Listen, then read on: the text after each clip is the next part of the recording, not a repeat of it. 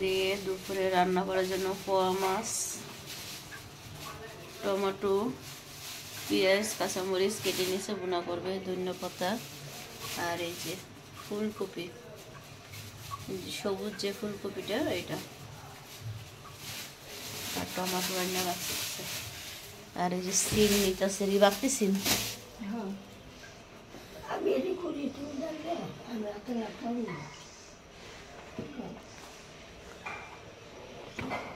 এদিক দিয়ে ডাল বোনা করবে। একবার মেখে দেখে বসা দেন, টমেটো দিয়ে সব কিছু দেখছেন মেখে। আসসালামু আলাইকুম, আপনারা সবাই কেমন আছেন? আলহামদুলিল্লাহ আমি চলে আসলাম প্রতিদিনের মতন একটা বরফ নিয়ে। সালাম দেন। আসসালামু আলাইকুম। ভাবিও সালাম দিল। তো এদিকে রান্না করা শুরু করে দিয়েছে দুপুরের।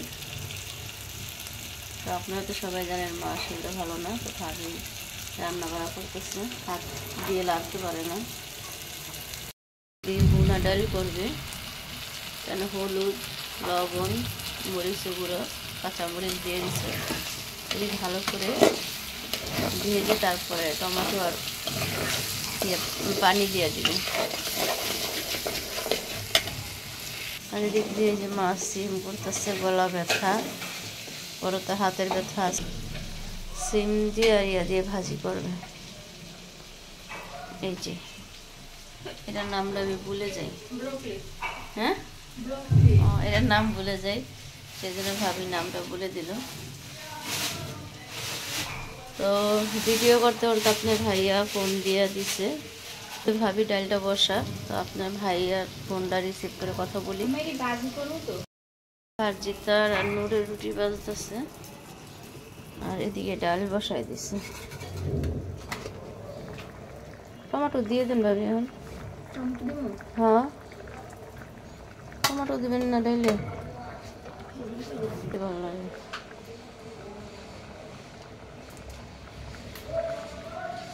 দিতে এই যে সিম এগুলো বেছে রেখে দিবে, আর এগুলো কুচি কুচি করতেছে।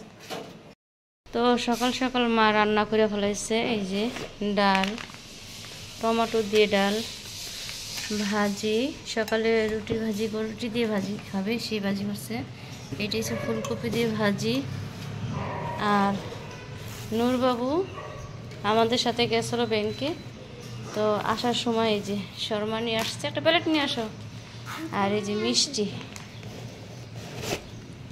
এই যে মিষ্টি 2 রকম, লাড্ডু আর 3 রকমের না, এই যে মিষ্টি নিয়ে আসছে।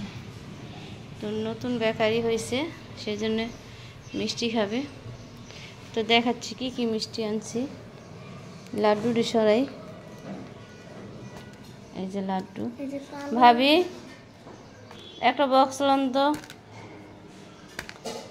নূর লাড্ডু খাবে, তারপরে অল্প অল্প করে সব মিষ্টি নিয়ে আসছে। ওই যে নূরবাবু লাড্ডু খাইতেছে। ভাজিতা, তো এই যে অল্প আনছি। তো এই যে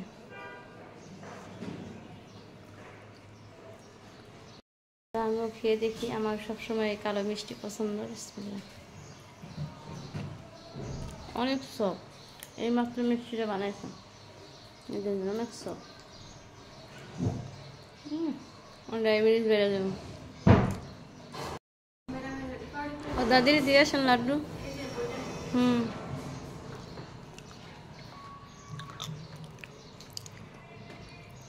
এই যে তাজা দেন, রস পড়তেছে।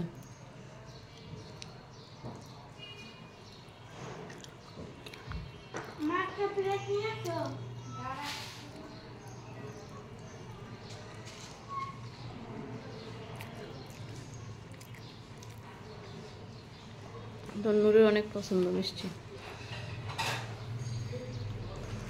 না,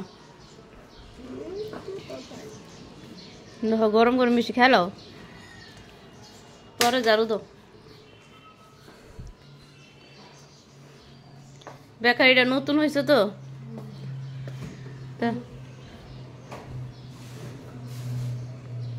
শর্মা কেমন? ভালো। ওইটা রাখেন ভাবি,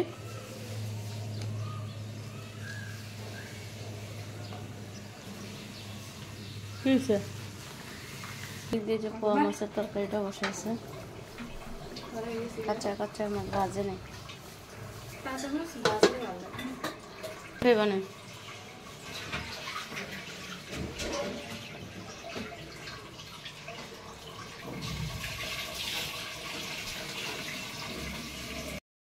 গোয়ার আমনের ফুট আমনের সব আমনে খায় তাকলে কেউ খাইব আর আমনে যদি খায় না তাহে না খাইব কমলাপার মনের কষ্ট কথা বলতেছে তার শাশুড়ির কথা কারণ বাবা আসলে সব শাশুড়িরা মনে এক হয় না আমার মনে হয় শাশুড়ি মা আর শাশুড়ি কখনই এক হয় না আমার মনে হয় নাকি না কমলাপা 10-5 লাখ আমি টেয়া লইছি দেখা যায় শাশুড়িরা কখনো বউ ইয়া করে না তো কমলাপার জীবন অনেক কষ্ট করে 5টা পোলাপাইন মানুষ করছে তো এখন ওই শাশুড়ির কথা বলতেছে তো ওইটাই মানুষের কথা শুনলে মনে করি আমরা অনেকটা আল্লাহ ভালো রাখছে আরে বাবা কি করছ গেছা তার তো আমি বুঝ দিছি না পরে হে ফুটাইছে ফুটারে কইতাছে ছোট্ট করে একটা ঘর বানাইতে দিতে বুঝছেন বড় ভূতরে হ্যাঁ ছোট্ট করে আর কত যে ইতিহাস আছে আবার হ্যাঁ?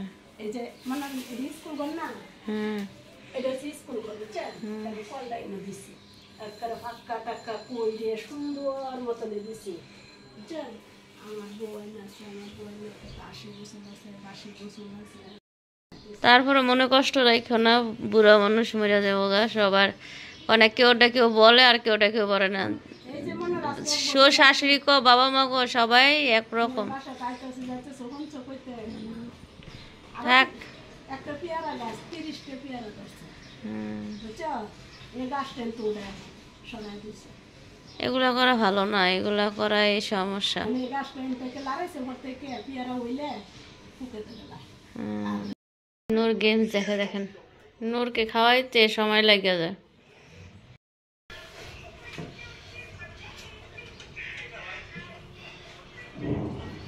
টেবিলে সবাই খেতে বসছে ওই ভাজিটা সবচেয়ে মজা হয়েছে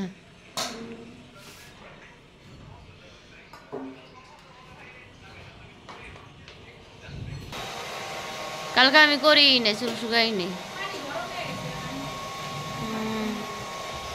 ওইভাবে দিস দিবিস না আগে চুলের উপর দিয়া দিয়া চল শুকাইলে ভালো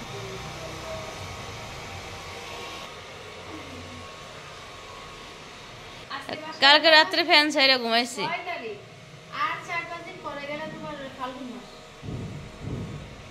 তোমার পিছনেটা কি দেহ পিছনে দেহ পানি অলরেডি আমার ঘরে ফ্যান চলতেছে আপনারা শব্দ শুনতেছেন অনেক গরম পড়ে গেছে আমার বাসা ভালোই গরম পড়ে তো বিকাল করলে একটু দেখা যায় 3টা 4টা বাজলে ওই সময় একটু বাতাস আসে তো এখনও ফ্যান চলতেছে তো কমলাপায় কিছু কথা আপনাদের সাথে শেয়ার করলো তো কমলাপায় কিছুদিন ধরে আমিও কমলাপার কোনো কথা প্রশ্ন করতেছি না তো কমলাপার মনটা খুবই খারাপ মনে করেন চারোদিকে এখন তো অনেক গ্যাঞ্জাম তার 5টা ছেলে তো 5টা ছেলে একটা ছেলে ছোট ওর দেশে পড়াশোনা করে আর ওর ছেলের বউ আর ওর ছেলে 4টা ঢাকা থাকে তো ওগুলো নিয়েই কথা বললো তারপরে বললো আপা দেখেন আমার শাশুড়ির জন্য কত কিছু আমি করতে চাই ও শাশুড়ির অন্যরকম তা আমি মনে করি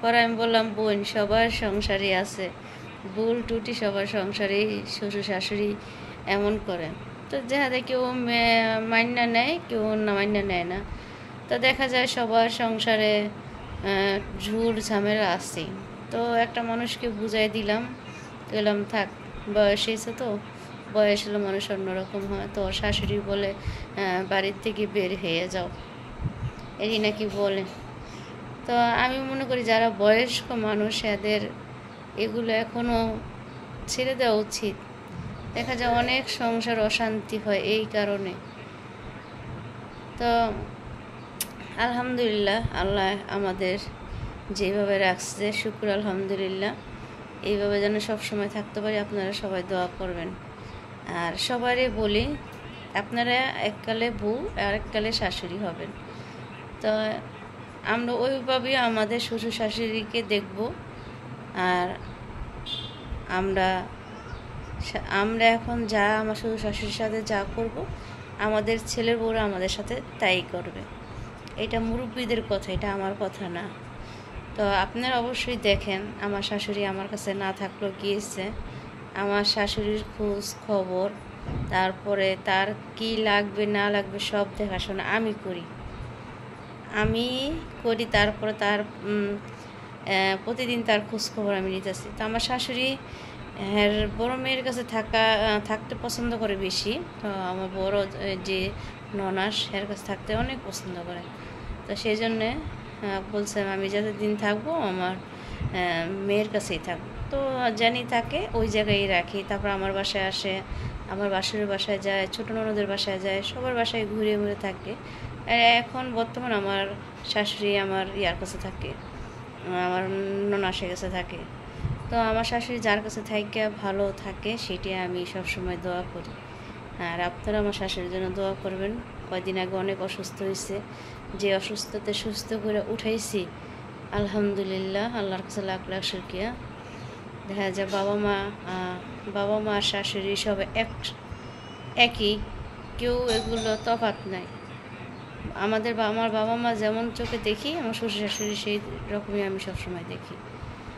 তা কোনো ভুল টুটি হলে ক্ষমা দৃষ্টি দেখবেন। ভালো থাকবেন, সুস্থ থাকবেন। কথাগুলো শেয়ার করতাম না, কমল আপার কথাগুলো শুনে খারাপ লাগলো। তো ঠিক আছে, আল্লাহ হাফেজ।